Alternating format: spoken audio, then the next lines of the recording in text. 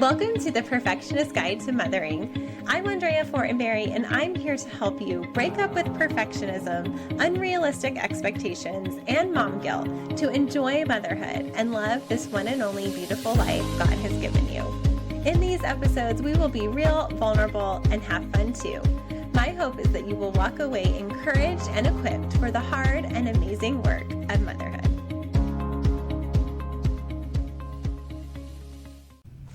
Hi listeners, before we dive into today's episode, I wanted to let you know that I am hosting Restore Soul Care for Moms in Arizona on Tuesday, June 30th, and I'm so excited to partner with Rock Point Church to bring you this night of encouragement.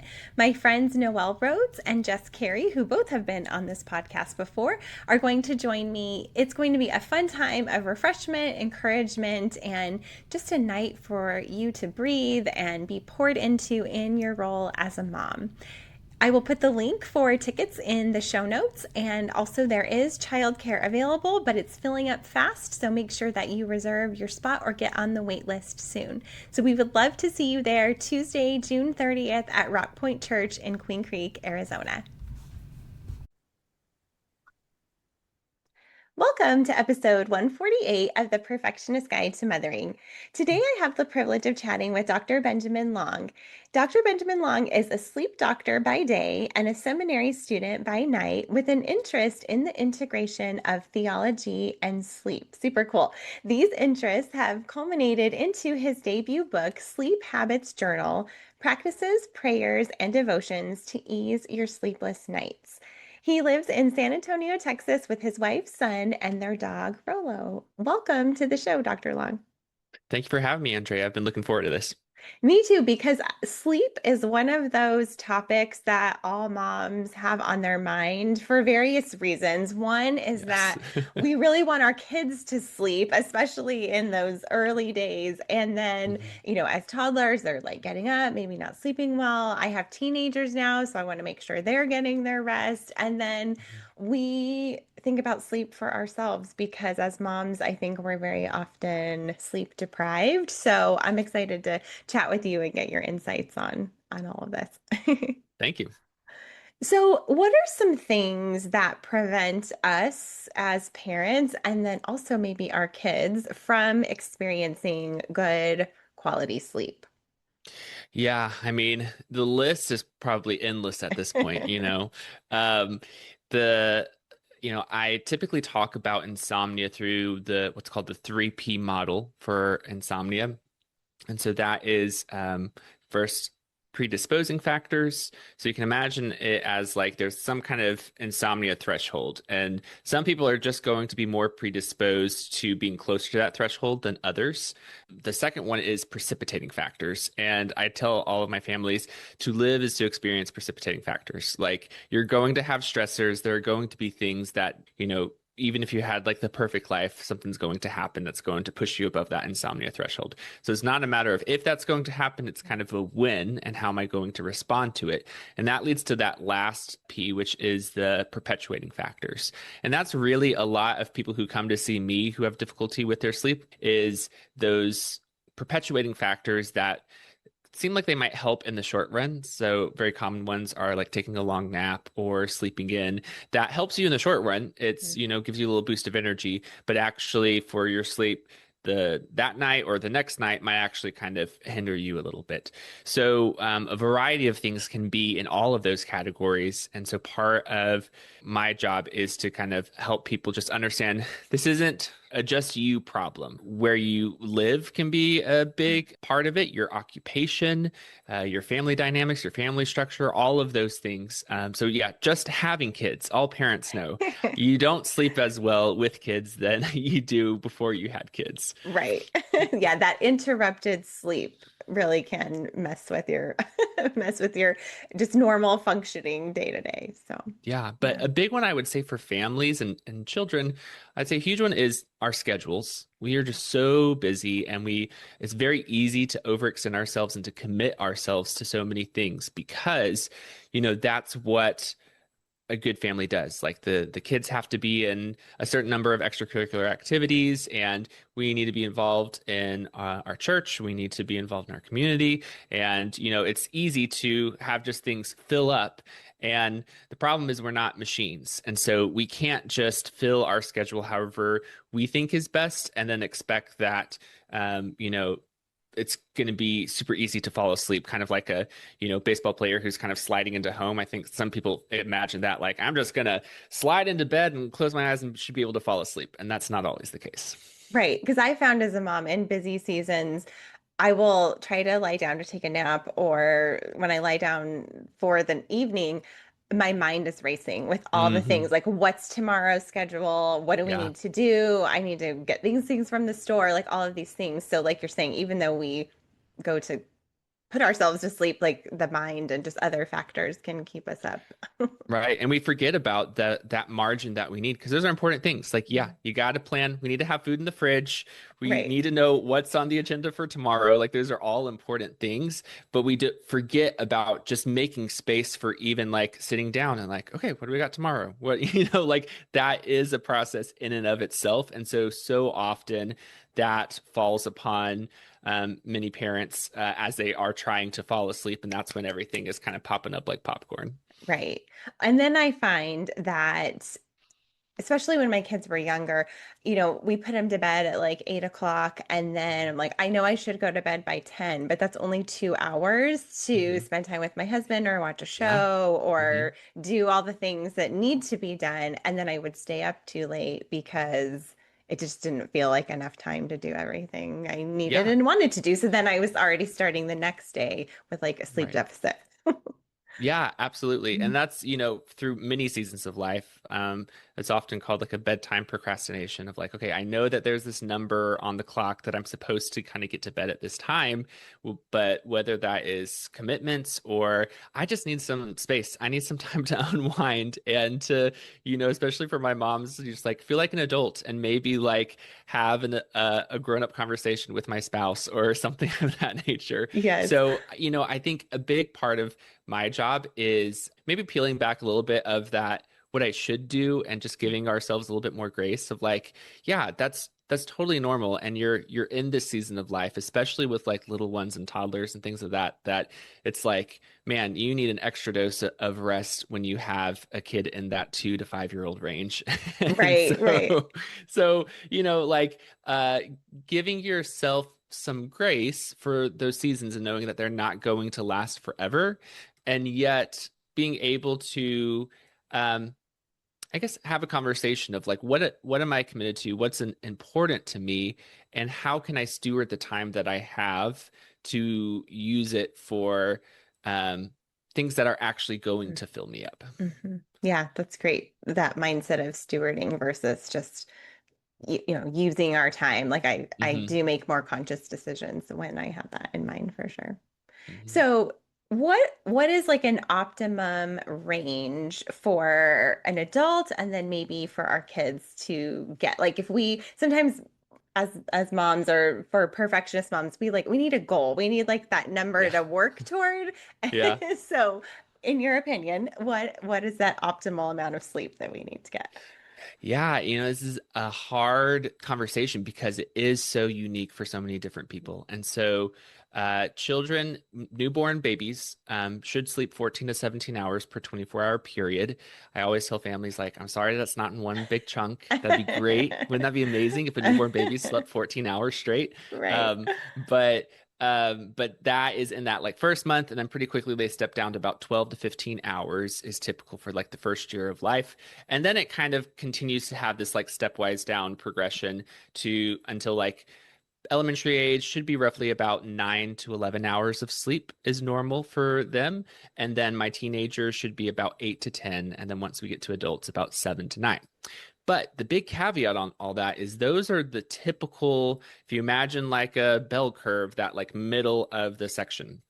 And the hard part about making a cutoff anywhere for something is abnormal is you have those people who are like the 95th percentile, who are the two that you're like, okay, you're definitely abnormal. Then, the hard part are always those people who are like here, like I'm not in the center, but I'm not so down here that I'm like abnormal kind of a thing, but I'm definitely, like not where everyone else is. Yeah. And this often really comes up with mothers and napping schedules Mhm. or sleep, and comparing that, because we know that the amount of time of daytime sleep, big when babies are first born, and then that slowly starts to decrease, but it's not the same for all babies. And so Right. you could have some babies who are sleeping only 2 hours during the day, and then others who are sleeping like 6 hours during the day. And so obviously, if all of the moms around you are saying, "Oh yeah, my kids sleep this much," and your kid's not sleeping that, they're like, "Oh my gosh, what is wrong with my Right. child? What's wrong with my schedule, what I'm doing?" And all of these Yeah. things, it's really easy to internalize those things.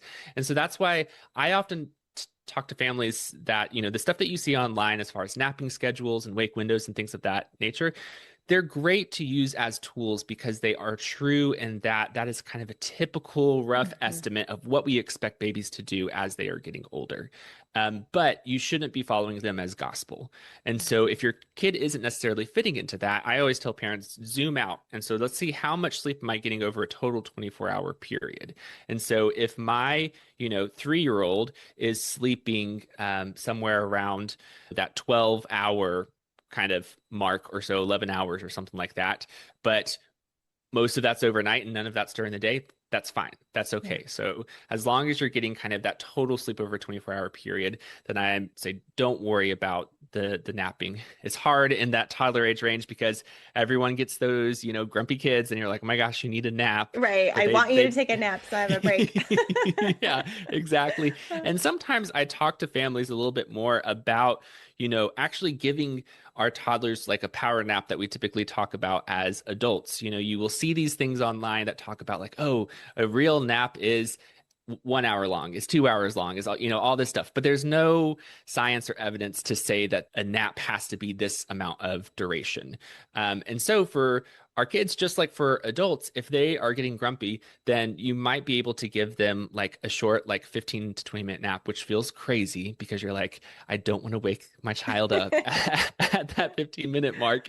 And so oftentimes it's a little bit shorter, a little bit longer, depending upon the kid. But that's part of my job is, trying to empower parents to say, hey, like this is something you can do that's not going to impact their ability to fall asleep, as long as we're a good distance from bedtime when you're doing this nap, and helps to kind of mitigate that, grumpiness. And the same thing that I talk about with adults and their naps. Like this isn't, you're not going to wake up and have like an angel who's all of a sudden going to have like a totally different personality, kind of a thing. But it's like if we're up here, then like maybe, you're just coming down a little bit, and you're going to be able to get through the next like 4 hours until you're actually, or 5 hours until you're at bedtime, kind of thing. Yeah. Well, and really kind of what I'm hearing you say about like ranges and, things, this is optimal, but it's really knowing your child and then Hmm. yourself as well, like what works. Yeah. Because, like you said, it's just not a one size fits all thing. And so Yeah. we really just need to probably be aware of, yeah, their mood, their temperament, those things. How are they sleeping when they do take a nap versus when they don't, and then even for ourselves as well, Yeah. because we might be able to function on less sleep than our best friend or our spouse or whatever, but then yeah, conversely we might need more. And so I don't think there's any shame, or like we shouldn't feel defeated if we need more sleep than someone Yeah. else. We need to just focus on how it makes us feel or how our kids are doing. Absolutely. Because you are actually, if I am a 7-hour person and you are a 9-hour person, I'm like, ah, man, I need to get to 9 hours. I'm actually shooting myself in the foot because that's not what my body needs. And Mhm. so I'm actually going to start more like yo-yoing between like having like shorter nights and longer nights and kind of a pattern, because my body is actually happy at that like 7-hour mark. So for anyone listening, the easiest way that you can try and gauge this for your child or yourself is just take a 2-week sleep diary. Mm. Sleep trackers are very popular, so many people are wearing wearables and things of that Mhm. nature. And I would say for total sleep times, a lot of the wearables on the market are actually pretty good rough indicators that I will sometimes even incorporate in my clinical practice. Mhm.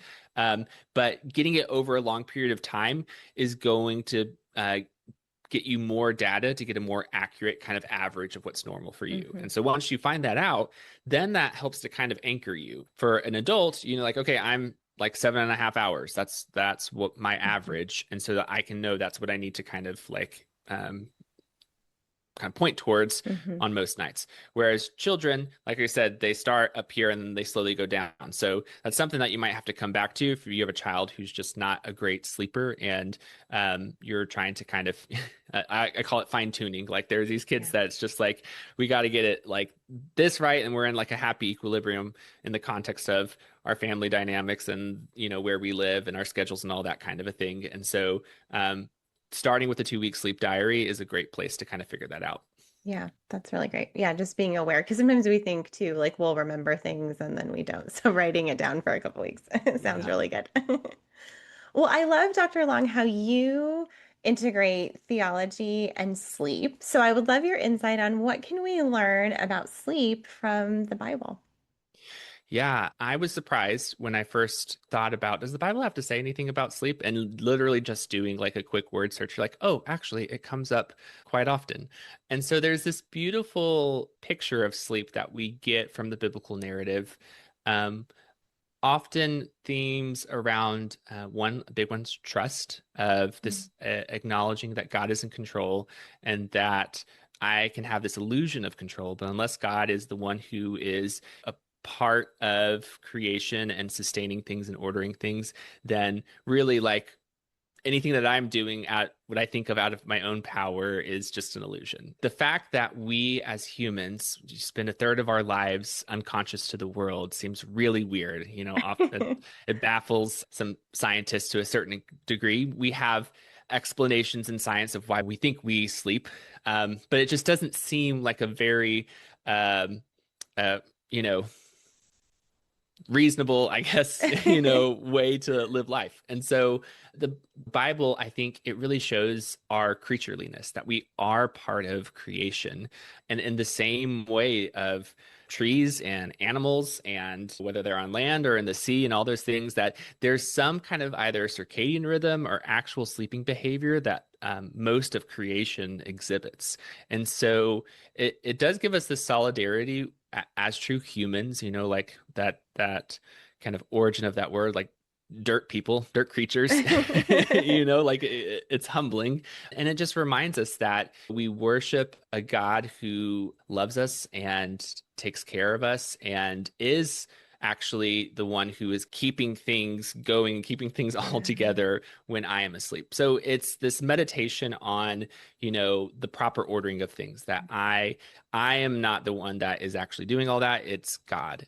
And so coming from a Christian worldview and looking through sleep through the lens of the Bible is a very different claim than what you would get if you go into a typical health professional who specializes in sleep and is Mhm. talking to you about helping you with your sleep. Mhm.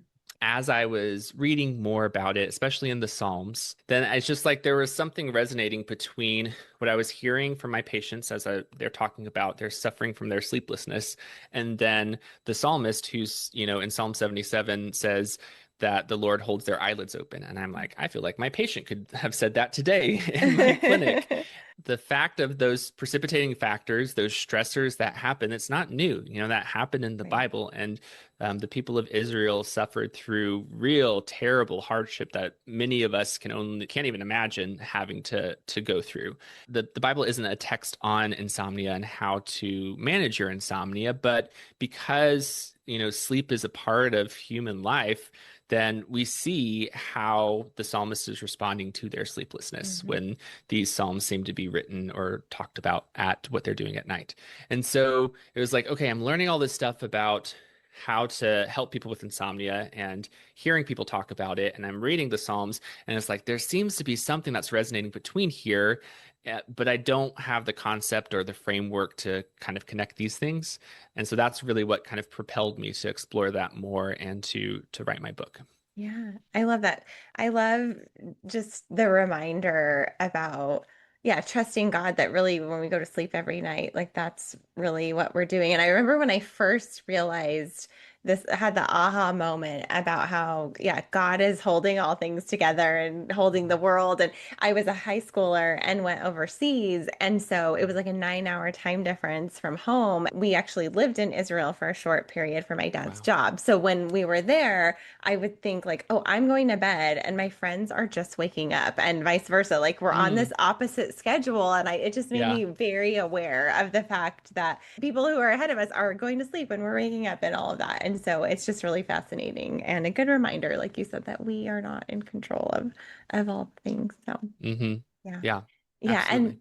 and then I love your reference to the Psalms. Like there's just yeah, something about the comfort of realizing, oh, I'm not the only one who has anxiety or struggles or I can't sleep or these things. And so Mhm. I think we can find a lot of comfort in scripture for when we are restless and not able to sleep at night. Yeah, no, and I think even your reflections on that point more toward, how you're saying I'm sleeping and yet others are waking up. And I think the Bible also gives us more of a, we talk about vertical relationship and horizontal relationship. We see that horizontal relationship in regard to sleep a little bit too in the Old Testament. In Exodus, there's this law that says that if you take a neighbor's cloak as a pledge, that you're to give it back to them before sundown. And it says, "For what else will he sleep in? For he will hear me, like he'll cry out to me, and I'll hear him, for I am gracious." Mhm. And then in Deuteronomy, when that kind of comes up again, that giving back that cloak, it says that he may sleep in it and bless you, and it will be counted as righteousness for you before the Lord.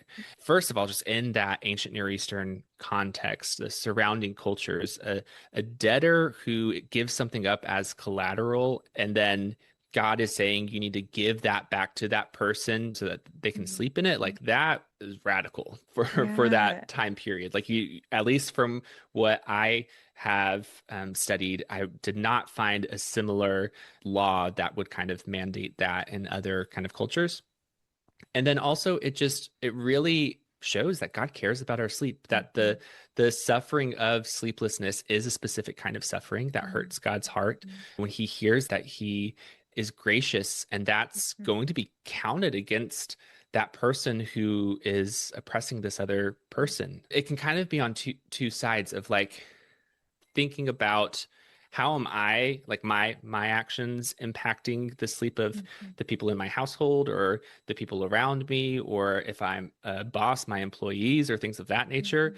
But then also, it points us to that solidarity with other people, that Mhm. there are so many people who are going to be sleepless tonight. That's actually something I have been thinking about more recently, of like the fact that God hears all of their cries, Mhm. and like I can be so caught up in just like my suffering and my sleeplessness where I am, and like not to minimize that either, Mhm. and God hears that and loves Mhm. me, but just to think of like the weight of all of that and all of the kind of different reasons for that sleeplessness would be so crushing if we even for a moment had to experience hearing all of those Mhm. cries. And Mhm. so, in a way, I think that solidarity is helpful for someone who's experiencing sleeplessness because it is so isolating. You Mhm. feel literally like everyone else in the entire world is asleep. And Except you, yep. inevitably, yeah, like especially married people, like usually the person who can't fall asleep marries the person who like falls asleep at the drop of a hat. And And they're doesn't like, oh hear my the gosh. kids when they get up in the middle of the Yes. night. Yes, exactly, exactly. So it can be so frustrating to kind of meditate on that sometimes, that you're not alone in that.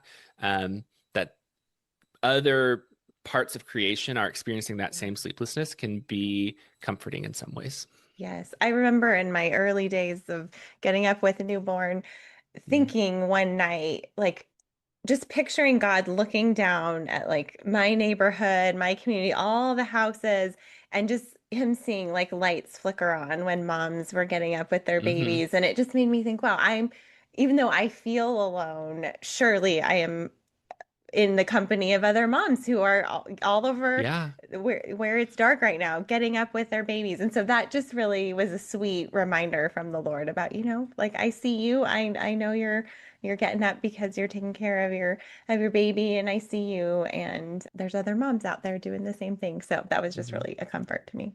Yeah. Yeah. And that is like a real tangible grace. And even when we're not in those seasons, that like there's something we believe as Christians to prayer and the power Mm-hmm. in prayer. And so maybe you wake up in the middle of the night and you don't have, young ones, and it could be really easy for you to just turn around and fall back asleep.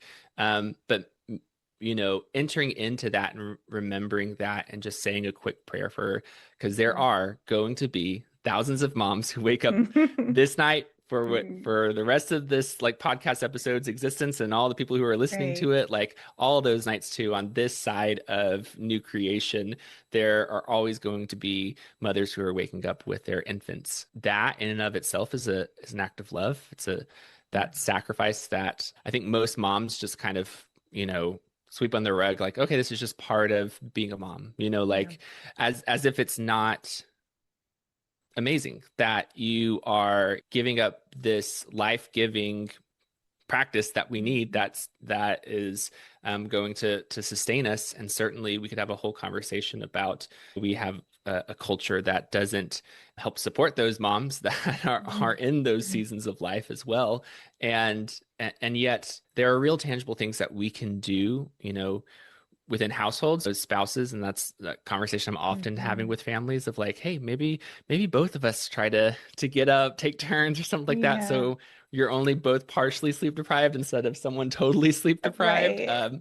But then even within our churches and our communities, that's the beauty of the Christian church, even from the very earliest times, was this consideration for the person who is suffering in a way that is countercultural. And I think that sleep in some ways is a missed opportunity for the church. Even just now in America, there are going to definitely be people in church with you this Sunday who are experiencing significant Mhm. sleeplessness. And if you're someone who you have no problems with your sleep and you can fall asleep at the drop of the hat, maybe, entering into like a agreement of like, hey, if you're awake and you're at 2 a.m., call me, Mhm. like I can fall back asleep. It's no skin off my teeth, Right. kind of a thing. Right. Yeah, that's the beauty of the gospel and the faith that we have, and that we recognize that this connectedness within the body of Mhm. Christ, and that if we're in Christ, then when you are suffering, then I am suffering. And Mhm. so Mhm. I can choose as a spiritual practice to enter into that with Mhm. people, so that way they're not experiencing that by themselves. Yeah, I love that. Because, like you said, sleeplessness really is a unique kind of suffering. And I think a lot Mhm. of people just try to press through it and minimize it, but it really does affect how we are able to show up in the world. So. I would love to hear some of your ideas, like simple, practical things that we can start today, tonight, to experience better sleep if we are really struggling with sleeping, or maybe we're sleeping okay and there's some tweaks that we could make either for ourselves or for our kiddos. So I know that's a big question, but I would love to Yeah, hear your yeah. thoughts. For sure. No, the best evidence that we have if you have difficulty falling asleep is something called cognitive behavioral therapy for insomnia. And one of those things is the stimulus control instructions. And so as I kind of continue my search in the Bible and trying to kind of make a connection here, I realized that those rules of like how you respond to sleeplessness in therapy are also like things that were coming up in the Psalms and in the Bible as well. And so really tried to kind of build a bridge between those two things. And so in my Mhm. book, in the Sleep Habits Journal, I call them the sleepless night rules. And so it's just 5 steps that anytime you are experiencing sleeplessness, you can always come back to these things, and they are going to kind of help move you along your journey through the sleepless night. When you're talking to a sleep health professional, then they're going to say, like, hey, this is going to help with your sleep efficiency or the percentage of time that you're in bed that you're actually asleep. It's going to help with the time for you to fall asleep, to decrease that as well. And then also just your sleep quality and how you feel when you're waking up Mhm. in the morning as well. From my perspective, yes, all of those things are good, Mhm. But also what I wanted to do was just bring our our night, that third of our lives, as part of the spiritual life, and just recognizing that how I'm responding to my sleeplessness um, can be good or bad. Like it can form me Yeah. into this kind of a person, or kind of this kind of a person. And so I just wanted to bring that to the forefront, certainly not to shame people, because you're going to have seasons where you're like, I can't do anything. And I just, I'm just going to lay here and I'm not going to get out of bed or something like that. And that's okay. Like there's grace for those things. But really, I wanted these simple steps. And so it's just cease before bed and wait to feel sleepy. Lie down, and then when you can't fall asleep, rise up out of bed. And then the third one is to connect with God and wait until you're feeling sleepy again. And then step four is really repeating those two of like, you're lying down when you feel sleepy. If you can't fall asleep, get out of bed, and you keep doing that until you eventually fall asleep. And then the fifth one is resisting sleeping in and taking naps. And so you could literally just start doing that tonight. And your sleepiness will get worse, unfortunately, for the first three nights, because essentially what you are doing is you're utilizing your body's own sleep pressure of I'm having a bad night, and that's going to kind of build until you can kind of finally consolidate into a nice chunk of sleep. And then the goal is to try and kind of keep you in those parameters. So then instead of your nights looking like this and you're yo-yoing Yeah. between two things, it's more kind of consistent and a smaller kind of swing. But then really what that does is it also kind of helps create this orientation of like, okay, what am I going to do when I can't sleep, when I'm out of my bed? And oftentimes you'll hear things of like, pay bills or read a boring book, or do things that are dull, that are not going to engage you in things of that nature, because that's going to be the shortest pathway back to sleep. But from the Christian kind of world frame, one thing that we have to recognize is that like sleep is not the ultimate good. um, and so it may very well be that God is interrupting my sleep for some reason. Not necessarily, it could just be that you just can't sleep this night, and that is okay. And Right. that is evidence of, we live in a world that is good, that has been declared good, but that is unfortunately filled with brokenness. And so that brokenness touches our sleep. And so that might be the reason for my sleeplessness tonight. But we see evidence throughout the biblical narrative of God interrupting people's sleep in order to do something, like, so Right. God's, I think certainly, hopefully, all of us as Christians would say that God's intentions and God's will and what he chooses to do is way better than mine. So if he Right. needs to interrupt my sleep to meet with me, then I think what I try to tell people is that at least being open to that being a possibility. Because certainly if you're not even open to that and considering that that could be something that you need, then you're really not going to connect with God in that same way. Um, and so it's just, I think those five steps are really helpful for that. But then I think another kind of practical thing too is just that ceasing before bed. I think we talked a lot about like busyness and schedules and things like that. And so really committing to a bedtime for some of my people who are like, especially some of my perfectionists, like I got a schedule and I got all this stuff.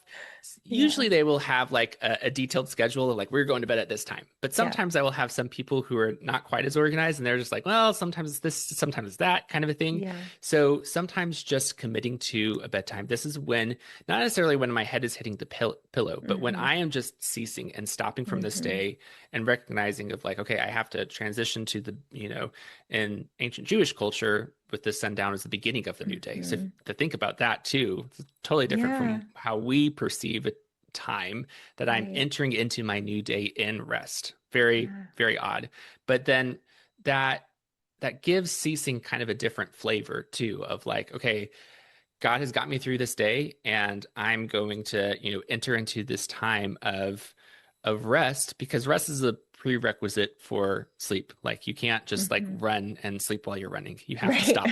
Hopefully, well, I guess if you have narcolepsy, that would be a whole other kind of conversation. But in general, for most people, you have to rest as a prerequisite Yeah. for sleep. And so engaging in those things that are going to kind of fill us up as we rest. I'm a big proponent for being analog in the last, couple hours before bed. Am I perfect at it? And me, myself, and even within my family? No, of course not. But trying to remember that the impact that light has on us. So, Mhm. like, one of the biggest things that you can do is just try to dim the lights as much as Mhm. possible an hour or so before bedtime.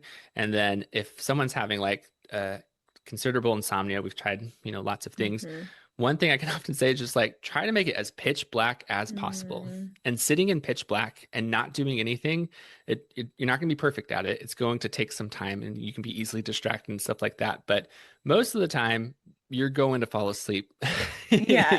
like pretty quickly if there's no light and nothing that is kind of like being able to stimulate you as well. Yeah.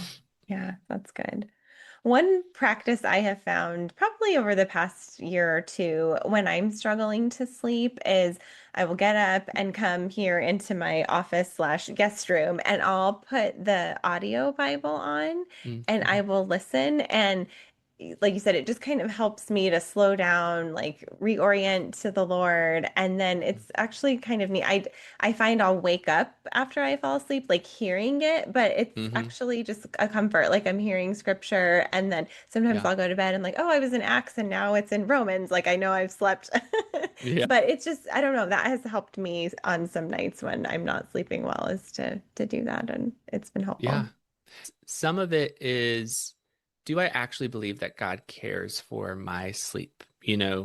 That because I think that many of us can be in those seasons of our life is so hard and there's so much hardship, and it's easy to convince ourselves based upon my lived experience that God doesn't actually care for me individually.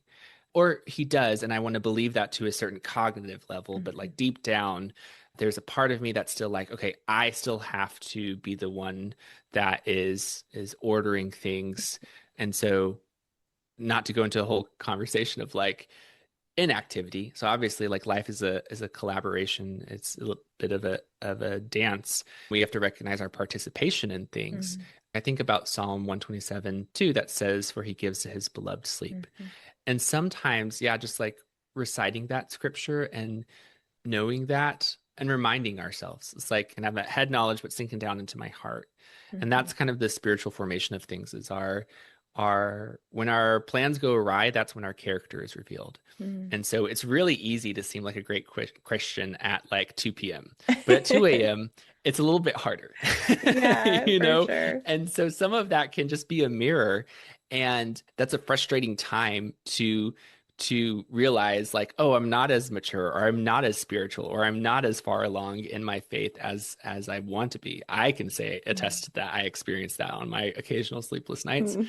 That's a good thing because then it confronts us with our heart and where our trust is really kind of lying, an opportunity for us to then reflect on that God loves me. The beautiful picture of God and sleep and the Christian faith is that we worship triune God, that God has never grown weary, never needs to sleep, never slumbers, so is always awake and active toward us.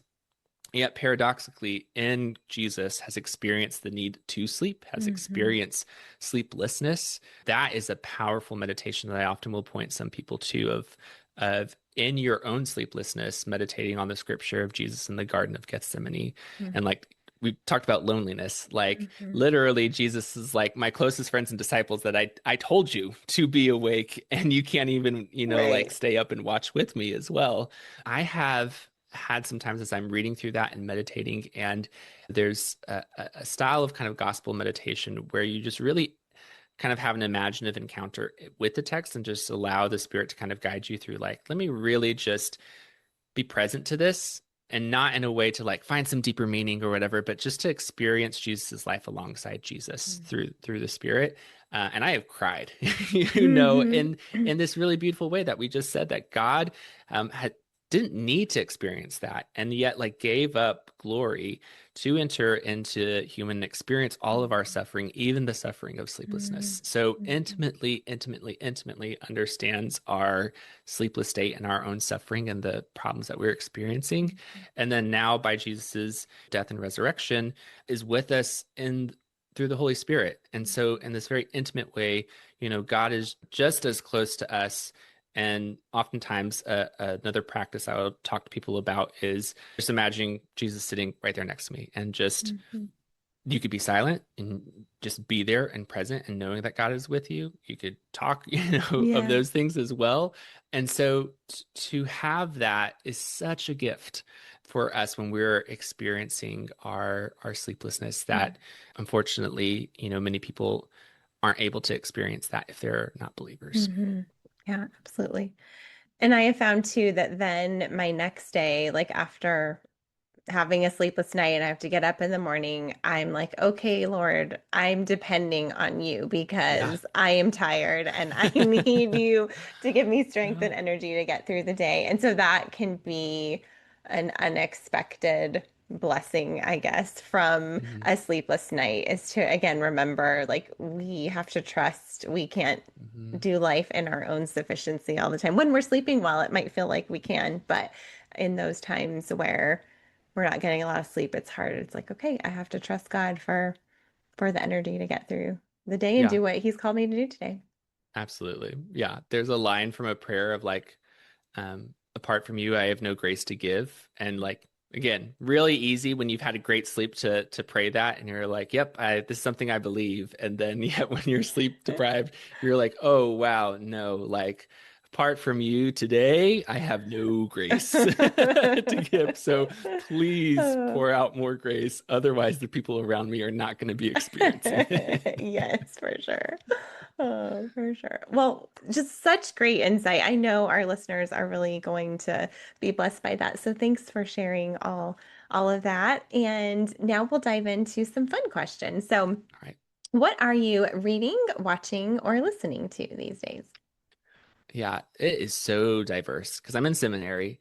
So, I could talk about anything that I'm reading in school right now, but maybe I should because people like, oh, I do want to fall asleep. So then you'll There immediately you fall asleep as I start talking go. about early Christianity and sleep and Clement of Alexandria and Tertullian. But no, some other stuff recently in my family, Crime Scene Kitchen. Have you ever Oh, watched that show? Oh my no. gosh, so great. I Okay. love a cooking show, like Great British Bake Off. Yeah. Like my family, Yes. we watch Love that that show. like every fall. Yep. And so Crime Scene Kitchen is this like one where it's like puzzle plus cooking. These teams have to like go into a kitchen that's like a crime scene and that something has been made. And so then they're just like trying to find from the remnants of it and then like Okay. reverse engineer what was made kind of a thing. Um, Interesting. yeah, so that's just a fun kind of watch that we've been doing. And then another, I guess, kind of falls under read that my family intermittently will do before bedtime is just like a Mad Lib. Do you remember Oh, those of yes. like Loved you have like Mad the fill in Libs. the blank? Yeah. Yes. Like we will just buy like those books and then just like kind of go through them. And man, laughter's the best medicine. And so I think especially it's an analog activity that I'm not in front of a screen and Mhm. especially with kiddos can have like a lot of fun and maybe we allow our son to be like more goofy in some of the fill in the blanks than maybe in like typical pleasant company or something like that. So yeah, it's just a fun time and something that can be great for before bedtime. Yeah. Oh, I love that. That's awesome. Mhm. I'm thinking we'll have to go to the bookstore or on Amazon and grab some Mad Libs because those are really Mhm. fun. Next question. What is a product, service, or practice that makes your life easier? Um, Man, again, like I was trying to think through some of these and this sounds so like blah generic. And for a lot of the moms listening, they were like, no, duh, Ben, like, why did you not discover this sooner? Kind of a thing. But I am in a season that even though I am in seminary, I am kind of and slightly a slower season of life than kind of what I'm Yeah. typically used to. So I've gotten into baking more so, not a surprise based upon my TV watching habits. And so I parchment paper. Like Yes. I literally for like all of growing up and like just like cooking and stuff like that, never really thought about using parchment paper or anything like that. And then now I actually got a book, so I'm trying to experiment with like making scones and biscuits and trying to Love work it. my way up to more kind of complicated things. Yeah. And so in that they're like, oh yeah, use parchment paper. And then like I did it like the first time and I was like, this is so easy. Why have I been like cleaning pans and stuff like that when I can just like slap this on and then like throw things on top of it and then it's like totally fine. So Yes. like I said, most people are probably like, duh, Ben, that's like old news. But hey, if you're not using parchment paper and you're baking, do it. Yeah, join the club. Have you used the parchment that's like the pre-cut? No. Yes. Okay. Mm-mm. So actually, I just used some the other day because I was baking zucchini bread, and the recipe is from my friend's mom, and she says to use paper bags to like line the loaf pans, but I didn't have Oh, paper bags, so I had okay. parchment paper. It's like folded in quarters, and you open it up, and it's the size of a standard cookie sheet, so that Oh, you no don't have to way. like slice Like, it. You cut it, and then it's like curling up, and you have to put things on it. yeah. It just lies flat, and it's so Yeah. nice, and it worked really well for Amazing. my zucchini bread because I only just unfolded it once and was able to use it. So yeah, Nice. I think it's Reynolds that makes Okay. the Next step, pre-cut. next Yeah, game so changer. I yeah, for gotta sure. up my game. Yeah, so look for those when you run out. Awesome, that's fun. Next question. What is your best self or soul care? I normally say tip for moms, so you can answer this for yourself, for anybody, for moms. You get to decide. Yeah, I mean, I think a big one that I'm still trying to do myself is not to be afraid to initiate or to like Mm. reach out. We have been really blessed, and my family have recently lived in a neighborhood that had just an amazing like culture. As we lived in Alaska for 3 years, Oh, and up there just on the street, someone would like have a fire pit out, and then you could just like pull up a chair wow. and then just hang out and you're talking. And then if you know anything about Alaska, then in the summer, then the sun doesn't set. And so then all of a sudden you look Right. down your watch, and like, oh wow, it's like 2 a.m. We should all go inside and go to bed. So just this amazing kind of culture. It feels like Community. a time that has kind of been lost in a lot of places. Mhm. And so then moved again. And so then now, like where we're at now, great neighbors, stuff like that, but Yeah. just different culture too. Yeah. And so I think we're slowly trying to get to a place of like, okay, how can we be the ones to bring that Mhm. to the street that we're living Mhm. in? And there are some people who are like spiritual gift of hospitality. They are amazing at it and stuff like that. And I think, that can be a little bit of a cop out of like, I don't have that gift. I can't be hospitable. Uh, That's someone else's job. The best way, I think, in this day and age is to initiate those things. And we mhm. need that community. We need that connection. And Mhm. so, mom, dad, brother, sister, anybody for that self-care, I think it's really easy to think of those like individual kind of things. And Mhm. those things are great. I Yep. love me a day of, like some trying to relax kind of a thing. But I think definitely something we all need is more connection. 100%. And so often I feel like we're the ones waiting for someone else, Hmm. but we're all going to Hmm. wait forever if nobody Yes. takes the step. So let it be us is my Yeah. my mindset. Yeah. Love that.